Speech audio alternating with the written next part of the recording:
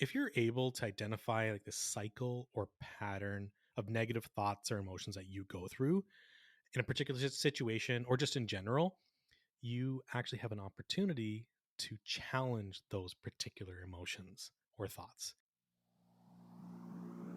1, 2, 3, 4. Welcome to the Emotional Intelli-Gents Podcast, a podcast diving into how emotional intelligence can be unleashed to turn great people into great leaders. And now, your hosts, Ismail and Samir. Hello, and welcome again to the Emotional Intelli-Gents Podcast, where we help current and aspiring leaders level up their ability to achieve greatness in the workplace. I'm Ismail. And hello, I'm Samir. So I think we can all agree that at one point in our careers and our lives, we've been knocked down. And Yep. I mean that metaphorically speaking, right? Mm-hmm. And frankly, it's not a pleasant experience. And I think what really comes into play here is the notion of resilience Yep. and being able to bounce back and not have it have such a drastic impact on your life. And one thing that I can tell you for sure, like I've experienced it, and my resilience in those situations, I've turned into a superpower. Wow. And it can pay huge dividends for yourself and for your team. Yeah, definitely. And resilience, it's such a crucial part of the emotional intelligence conversation. I don't know if you can really have a good conversation on emotional intelligence without really talking about being resilient. And resilience, it casts like a pretty wide net, and it can apply in so many different situations. I think today our focus, it's going to be on, defining resilience. We'll Sure. talk about how people with good EQ or higher EQ, they can be better suited to respond to situations with resilience. And then we'll talk about some strategies, right, on how you can become more resilient in your day to day. hmm I think that sounds great. I mean, it's a beautiful sunny day in Chicago here. Yep. Let's get to it.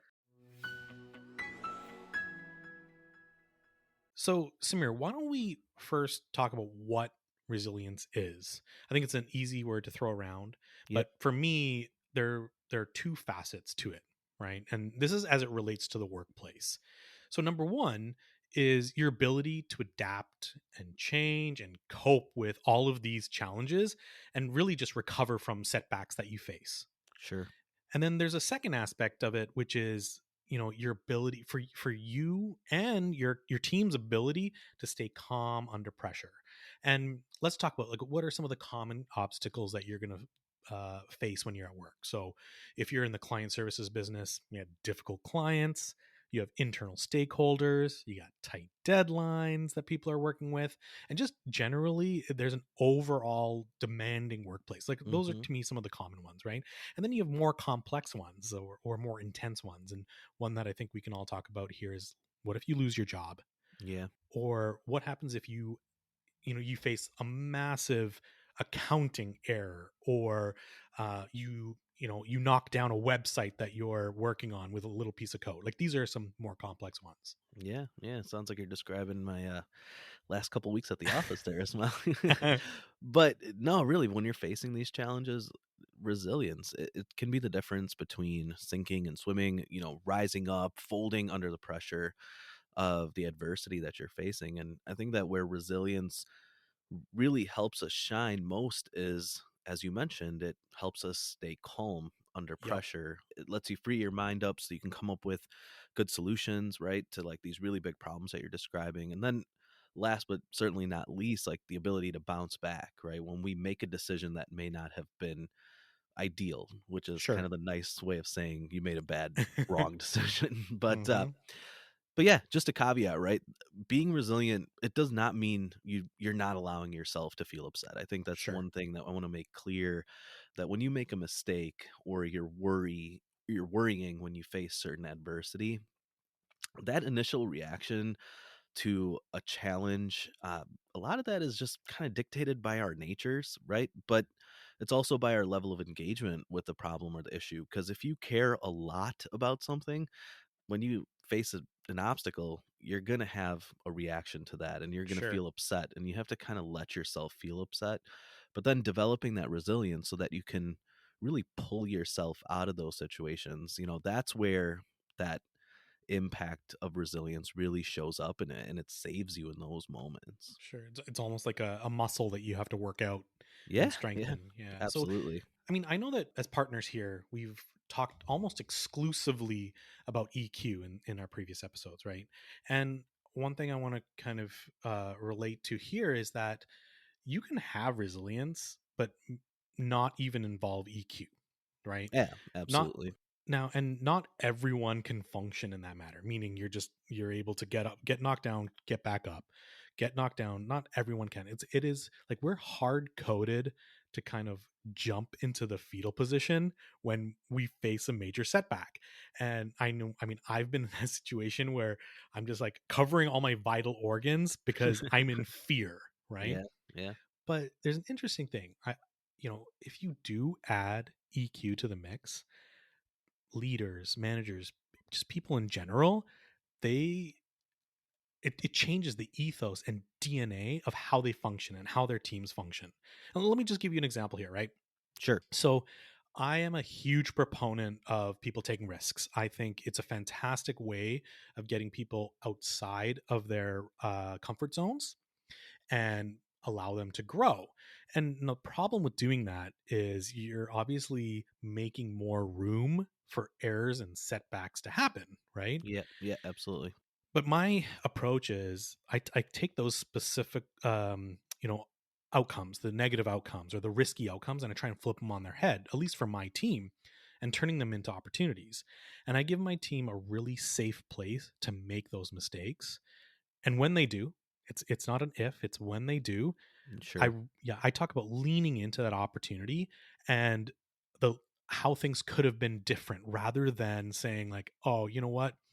I see you're in the fetal position here, and we're just going to jump over that." No, we got to lean into that and take a look at how those things operate and why they happen. And my team knows this through and through. It's something that I bring up to them as regularly and often as possible, and this gives them an opportunity to make those mistakes and grow.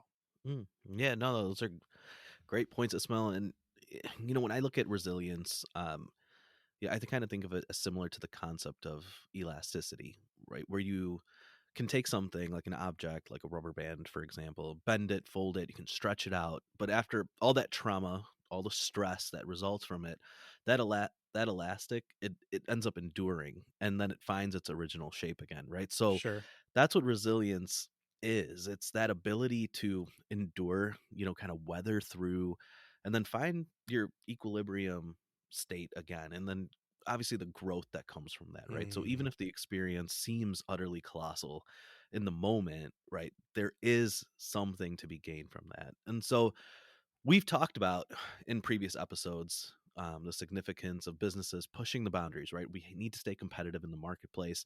It starts with people who have a willingness to initiate and take initiative and innovate. But whenever you're innovating or taking initiative, there's unintended consequences, right? mm, Again, I was going to say failures there, but you've taught me shift your mindset, right? Unintended consequences. But I think that um because there's growth in those mistakes or those missteps, the unintended consequences and the adversity that comes from those things, uh the resilience of your team and those moments is when you're truly trusted, right? And right. through um ultimately, to reach those goals at some point in the process, you're going to need resilience. And that's why it's such a critical skill for success. And it's something that, as we'll talk about later in the podcast, it's something that leaders not only need to possess resilience, but then have the ability to teach others to be resilient. And there's some very specific tools you can use to do that. Sure. And I'm just trying to put myself in other people's shoes at the moment, right? And I wonder if they could be asking themselves, like, "Hey, have I ever been in a situation where I need to be resilient?" And I think we can use the example of the pandemic, Yeah. and that shows. I think every person now has been touched with the need for resilience. Hmm. Some sort of it's affected them in some sort of way that they've needed to draw on this skill. And if you look at that example in the workplace, how many people do you know went from sitting beside their partner or sitting beside their team, working together collaboratively, to only seeing them on a screen. Like Yeah, countless, I would say.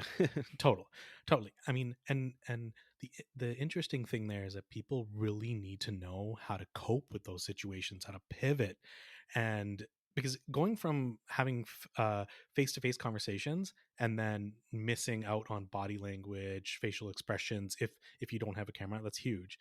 Yeah, And there's just like right now, there's a significant increase in stress in the workplace today. And if you think about it, things are way more competitive, sure. right? You're being asked for a lot more, and the pace is, I mean, out of this world, right? There's Yeah, so many expectations, and you need resilience to have your teams, your people adapt, change, and then ultimately thrive. They can't be always sitting on their back foot, sure. right? Or on their back foot. And I've inherited teams, I've built teams from scratch, and the one thing that's unavoidably common in there is that there will be conflict, right? Hmm. Hmm. And whether it be big or small, there's going to be conflict. And can you imagine that, like, every time there was a conflict, things just shut down because there was a disagreement? I mean, I think that whether you want it or not, people are practicing a level of resilience. And I think I think people need to make it more common, set that as a tone in their organization, make it part of your culture that yes, we're going to have problems. Yes, we're going to face adversity, but what we do here in this organization or in this team is we bounce back, we work together, we work as a team, and we help each other. Yeah, it's well, absolutely. And there's this notion out there that resilience, it's kind of like this abstract concept, that if you have it, you'll know it, and if you don't, you kind of don't, and you don't even know what you're missing out on, right? And I don't think that's quite fair, right? Resilience is pretty concrete in the sense that Hmm. it's a process. It's adapting to challenging situations through behavioral, mental, emotional, just flexibility, right? Adjusting expectations from what you expected to happen to what's actually happening, right? That Mm, flexibility piece is a really big part of the resilience conversation. yeah, So I was working at this company where for 3 years, our teams, we were just killing ourselves. We were trying to develop this new technology, deploy it nationally for this huge multi-billion-dollar client, right? And after 3 years of effort, our client suddenly announced that they were being acquired by another multi-billion-dollar company. And for those of you guys that are wondering, I'm talking about the T-Mobile acquisition of Sprint. And we had no clue what was going to happen next for our project. Like our department, what was going to happen, with this nationwide rollout that we've been, busting our tails on for the better part of 3 years, was it just going to suddenly end? Right. So all the rumors started, stress levels were at an all-time high. Like people were wondering, like, how long till we all lose our jobs, etc. We've kind of seen those situations in the workplace. But it's in these critical moments, right, when the leaders, they need to be the ones that are maintaining the positive outlook. And so I was thinking about this, and I'm so grateful because when this whole situation was happening, our EVP, who was local to our office, he stood up in front of everyone. He addressed the merger head on. He gave us the facts on, what's the possible impact on our project, what he knew at that moment. But then sure. he also said something that really just set a tone and changed the perspective. He said, "You know how much work we're going to get when these two massive wireless networks are working to integrate with each other?" And you kind of just saw like these like metaphorical light bulbs just popping up all over the office, and it was the perspective that we all needed to hear, right? We needed this leader to help us all stay calm in this stressful situation, and it was his ability to manage his own emotions, be flexible, adjust expectations, and when he did so, it made all of us feel resilient. Right. So that's the power, right? That's the power that resilient leaders have. Like their positivity, their perspectives, they resonate, right? And when leaders are resilient, I'm telling you, the rest of the team, they will follow suit. And I've experienced that time and time again throughout my career. I mean, that's a great example of how contagious a good leader can be. And I mean, Yeah, we're talking about resilience here, and that resilience kind of permeated through the team. But imagine the other characteristics that also permeate through the team from leaders like that, right? sure. Yeah. And I mean, talking about mergers and things like that, that's really, I think it's a prime example, perfect example where Yeah. resilience comes into play, right? But like there's other situations as well. And, one comes to mind personally. It's more like one on one, right? Hmm. And I would say this is an opportunity. You talked about this, like about managing someone, this EVP, like managing their own emotions. It's like Sure. self regulation, right? Yeah. It's like you got to take a deep breath, take a moment, take stock of what's going on. And I'd say like one of my crowning moments of, we'll say, resilience and how it showed first in my career was when I was butting heads with a peer of mine, right? So we're peers, we need to work together, we may not be on the same team, but we're really just kind of, we were not seeing eye to eye at all. We're both good Okay. people, both super smart, both like, happy-go-lucky people, but just we were not Yeah. seeing eye to eye out, right? Yeah. And I had to take a step back. I had to really pause and say, like, what's going on here? Like, what are this what is this person's motivations? Is there any ill intent present? Are they, I mean, more often than not, there's no ill intent. No one for the most part is generally malicious and like, I'm gonna just disagree with this person just because I don't like them. Very Yeah. very very rare, right? And Sure. and what I ended up doing was, and it's just such a cliche, and it sounds kind of simple, but it's like, hey, do you want to go for a coffee? And we went for a coffee. I had nothing to lose at that point, like nothing was working, and we just talked about it. I talked about what what was going on and how that made me feel, the experiences that I was going through on my side, what I needed, like why I was acting the certain way, what I was trying to accomplish. And really at the end of the day, like this person was just kind of staring at me. And I think they were maybe abound by my transparency, but Yeah. it just Yeah. came down, the way they explained it, it just came down to serious, like just a combination of misunderstandings and different objectives, right? And once we learned each other's motivations and objectives, we were like, this optimism came out from for us that wouldn't have been present otherwise. And we ended up being like a team. We were helping each other out. Sometimes it would That's be great. Yeah. give and take, like they would help me, I would help them.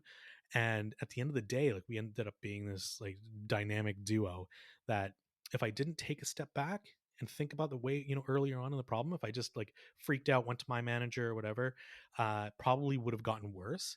But I didn't. I just took a breath. Yeah. No, I smell. That's a great example of kind of taking that emotion of resilience, tapping into that, but then also that core EQ skill of self awareness and self management and bringing it all together. Another time where I think resilience is so critical is in the face of failure, right? Or rejection. It's kind of that low point that you reach when you've failed or been rejected or you missed out on some sort of opportunity. And, you know, uh, emotionally processing the situation, then being able to find that alternate path, and then understanding that the growth comes from going through these motions and then ultimately pivoting to a different outcome. That's really where the crux of resilience comes in, right? And as leaders, I think we often need to go through these motions very quickly. I think that is the critical difference.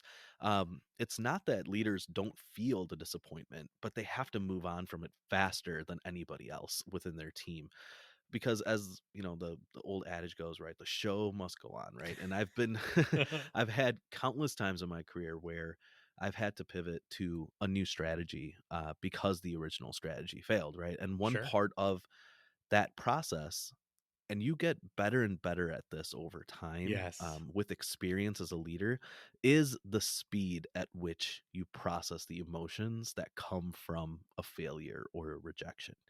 So early in my career, rejections, failures, they were immediately met with the emotions of, self-doubt, Yes. negativity. I was, my my imposter syndrome would just reach its pinnacle, in those Hmm. moments. And it would be a lot of like self-blame. And I think that as I've progressed in these leadership roles, I still feel the disappointment. I feel the stress, but I think I've found some perspectives that help me now quickly sort of emotionally process situations. And a lot of that is just confidence that I've developed about my abilities over the years. But as leaders, we need to recognize that in the face of a failure or rejection, our teams are feeling a lot of these negative emotions as they try to process it. So we might be um, able to overcome it quickly and we have the confidence to move on, but our teams may not. So, a resilient leader's value add in these situations, it really is to pick their team up, and they have to be proactive, right? About reminding the team that the failure, it wasn't caused by them, right? Bringing perspective into a situation. Like an example, let's say that we didn't get a certain account that the sales team was working on, right? Yeah, Sure. so we didn't get this account. It wasn't because of your pitch. That was good. You crushed it, right? But they just went another direction because the product ultimately didn't have one feature that our competitors had. And that's something that we all should have addressed. And helping your team put things in that correct perspective, that's part of being a resilient leader too. Right, right. As you were kind of going through those, through the example of rejection, I was thinking I do this a lot. Again, perhaps a cliche, but when a team member comes to me with something that's happened, I'm not going to say necessarily a rejection, but a problem. They're upset. Someone did something to them that rubbed them the wrong way. My initial reaction is like, okay, what did we learn from that? Like, let's turn this into a learning opportunity. So Yeah. you learned that that person acts this way and talks like that in this tone. Next time, you're prepared for that. I feel like that there's a Huh. level of resilience in that too. Like it's Yeah. it's almost like a shield. Like it bounces off you next time. Yeah. And I feel like this is where the working out that particular skill, so the skill of resilience, that muscle, trying to practice it. And I was just thinking about how many times I do that, and it's actually now just a reflex for me, right? Huh. Yeah. So I'm very quick to jump to, let's flip this on its head for a moment, and I don't even think about it. So I mean, I thought that was really Yeah. fascinating. That No, you know that's really cool. That's really cool. and I think it's also just one more thing is it's worth mentioning that in these times there's workloads, time management issues, people are Hmm. drowning in stress during all of these problems that you discussed, like the Yeah. merger, lost accounts, all of these things. And it's really, really important to just take a moment and figure out how you can be resilient in those moments. Yeah, definitely. All right, Ismail, we went pretty in depth on the meaning of resilience. Let's get into how our core EQ skills can help you and your teams become more resilient. How about that? Love it. Let's do it.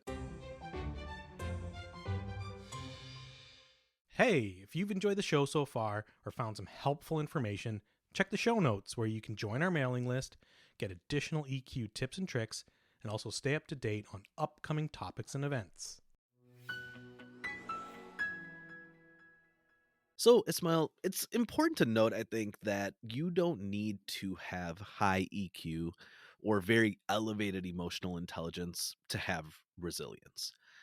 So, resilience, it can stand alone, but to be a strong leader, making an effort to create a culture of resilience, uh, I think to do that, EQ skills, they can really be leaned on to help, right? A leader who possesses those foundational core competencies that we've talked about, like self awareness and self management and social awareness and relationship management and the ability to empathize, they are going to be much better positioned to be resilient and then teach resilience and then lead a resilient team. I agree 100%. And so, why don't we dig into that a little bit, right? So, we have talked a lot about the foundations of EQ, but why don't we talk about how those skills, how they realistically apply to resilience? Sure. And so let's take self-awareness, for example, right? So if you're able to identify like the cycle or pattern of negative thoughts or emotions that you go through, in a particular situation or just in general, you actually have an opportunity to challenge those particular emotions or Hmm. thoughts. Yeah. And so, example, I will admit that even though our last, I think, one of our episodes was feedback, I did not take feedback very well. I took it very personally. Really? Yeah, I took offense to it. Became really defensive. Sorry, I became really defensive.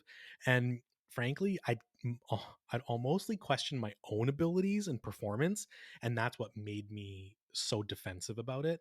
But Yeah. it's a It kind of real, took you to that lonely place. it is. It's a really, really lonely place. But once I was able to just kind of stop and clearly understand what I was doing to myself, uh, it it changed the game, right? It allowed me to challenge those emotions out loud. And I'm talking about really like I would ask myself, talk to myself about the emotions that I was feeling. Why was I feeling them? What did that person mean when they said, you could have done this better or you could have done this differently? What do they mean by it? And I would also think about what it did to trigger me. And this to me is like my intro into self awareness. I don't think I knew what it was at the time. Well, I can tell you I didn't know what it was at the time. But once you start answering questions like that about how you're feeling, why you're feeling that way, it really, and you incorporate that into your belief system, it is, you're taking a new journey and it's a different fork in the road. No, definitely, Ismail. I can appreciate that, especially asking yourself what in particular is triggering me, and then stopping and asking yourself, um, and identifying those things. It's really speeds up the process to overcoming emotions and challenges and that negative self talk. But taking that same approach also when dealing with your team too, right? Trying to understand very quickly what is their emotional state during a stressful time. And then, employing that empathy that we talked about, right? Empathizing with their perspective regarding the adversity that you're currently facing, right? In previous episodes, we talked about being socially aware. We talked about meeting others in a space where they feel safe and comfortable to have those discussions. And I Hmm. think it's so important that in these stressful moments that leaders they empathize and help their team shift their perspective. Hmm. I remember my first job as an attorney, right? I felt way out of my league. I was dealing with this really tough negotiation. It was this really seasoned attorney, and I just felt like I wasn't being aggressive enough. I wasn't, and to be honest, I was getting killed by this guy, right? I was Right. so down on myself. All the self doubt filled me to the brim, right? I'm like, why am I struggling to scream and drop curse words and just get my way? Because like I felt like that's what I needed to do to get the win because that's what this guy was doing to me and it was working, right? Right. Um, and I'll never forget my brother-in-law, who's also an attorney. He's a more senior attorney. He lives in New Jersey. He called me and he told me, he's like, listen, man, I get how you feel. So right away he empathized with me. Yeah. He's like, I've been there, right? But I'm telling you, the best way to get your way is to be yourself. If you get your way by being nice, then be nice, right? If you get your way by being a jerk, then be a jerk. But if you aren't a jerk and then you're faking it like you're a jerk, that ain't gonna get you anywhere. So, first of all, hands down, it was some of the best advice I ever got right there. And I've carried that with me into every single role I've been in since I've even left the legal profession, Hmm. the traditional legal profession. But he understood that I needed a change in perspective in a way that would resonate with me. And he delivered that right in a really big way. And that's was a resilient leader teaching me how to be resilient.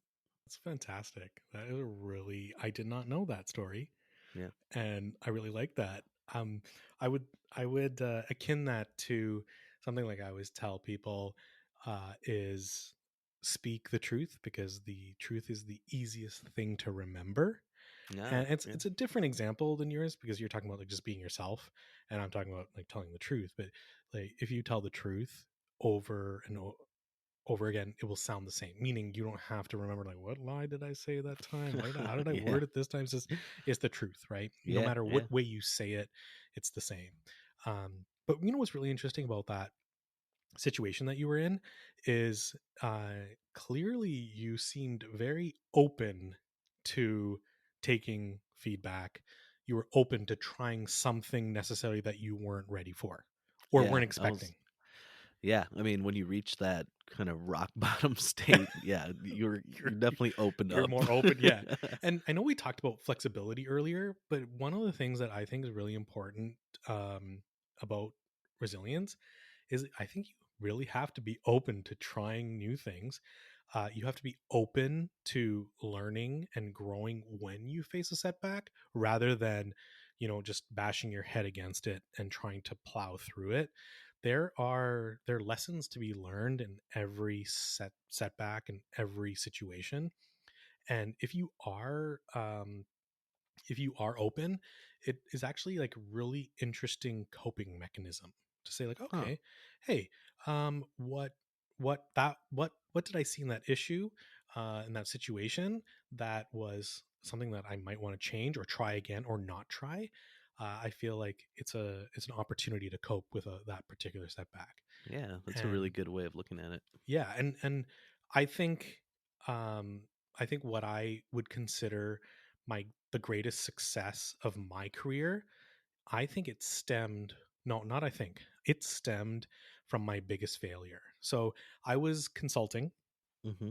and I was up against this like really really I guess, for you as a seasoned lawyer, but I was up against a really seasoned marketing executive, Okay. and they were just really pushing back in ways that I didn't understand at the time.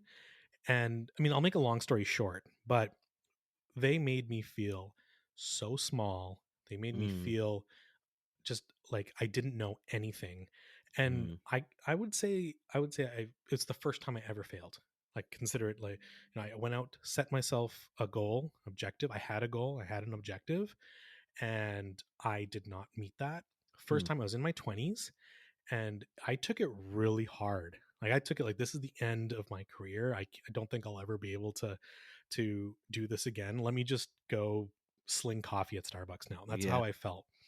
And I had some mentors and some friends kind of talk me through the situation, and they chuckled. They actually asked me, they said, this feels like the first time you've ever experienced this. And I'm like, yeah, but what is it that I'm experiencing? And Yeah. they were the ones who explained to me, like, that's just a failure. That's a setback. That's a just a bump in the road that you're Yeah. feeling. This And is this is called adversity, my this is, friend. yeah, this is, and Welcome. exactly, it's not this might be the first time that you're experiencing this, but it certainly is not the last time. Yeah, And to definitely. me, when they said that and they were there for me, supporting me, giving me advice, that was when, and I really accepted, like when I accepted what had happened, it changed the game for me. Yeah. It completely, I was actually more open to making mistakes, in the sense of like, oh, hey, I was trying to do this and it didn't work. I was more open to doing that. And because I was open to doing that, I succeeded more. Because I was trying more, right? I was trying different things. And I always use the metaphor, it's like a golf swing. So the harder you try and hit the ball, with your driver, the worse your shot. But the Yep. minute that you just kind of stop thinking about it, and you're like, yeah, hey, that's a beautiful day. Oh, I'm up. Take a shot. It's beautiful. It's like Yeah. straight Yeah. down the fairway, that perfect sound off your driver. That is Yeah. what I consider that particular failure allowing me to do. Yeah. No, right down the fairway. It happens to me about once a month. No. Uh but no, I think one of the things that's so cool about what you brought up was like your peers kind of picking you up. I have been blessed really. I have peers, I got a boss, I got a team of employees that like I personally can truly lean on in those difficult moments, right? And understanding that having all of those people in my corner during those stressful times, it's definitely not a given. It's certainly not a right? It's Hmm. something that like I had to personally work really hard to earn, right? And I earned it Yes. by managing all of those relationships with a ton of care, right? Knowing that their emotions towards me, they are a reflection of all of those different interactions that I've had with them over time and how I made them feel. So if you're a leader who feels insulated by the support of others up and down the chain of command, then you're really set up to win, right? I personally do believe that. And so your ability to leverage your emotional intelligence to build strong relationships, it's a critical piece of or a factor in your ability to be resilient when facing adversity because you don't feel alone, right? I can call up anyone in my company in a moment of need because I've put in the time. I've built up the equity with these people over Hmm. time. It was genuine, right? But it was deliberate. I didn't do it because I was like, oh, I'm going to help them so that they can help me someday in return, but also it was deliberate in the sense that like I wanted to have genuine, positive, kind interactions with my peers. Right.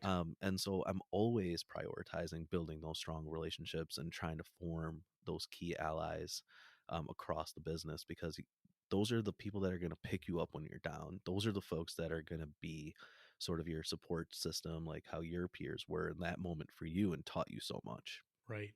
You know, I feel like in those situations, that was kind of what you were talking about earlier. You were you, right? You were just being you, Yeah, and you weren't trying to fake anything. And like that's super pure, I would say. And so, Samir, I know you and I have exercised a ton of resilience over the years that we've known each other. sure. Yeah. I'm really glad that we had an opportunity to share this information with folks, and I really hope that you guys enjoy this episode. Yeah, for sure. I think we did a great job explaining resilience, which on its own is a word that everyone kind of thinks they understand and know, but sometimes a deeper discussion on it could help, right? It definitely has helped me Hmm. today. And then just how we talked about some tips and tricks to being more resilient and how to not just be a resilient leader, but then also develop a culture of resilience within your team and teach them how to be resilient.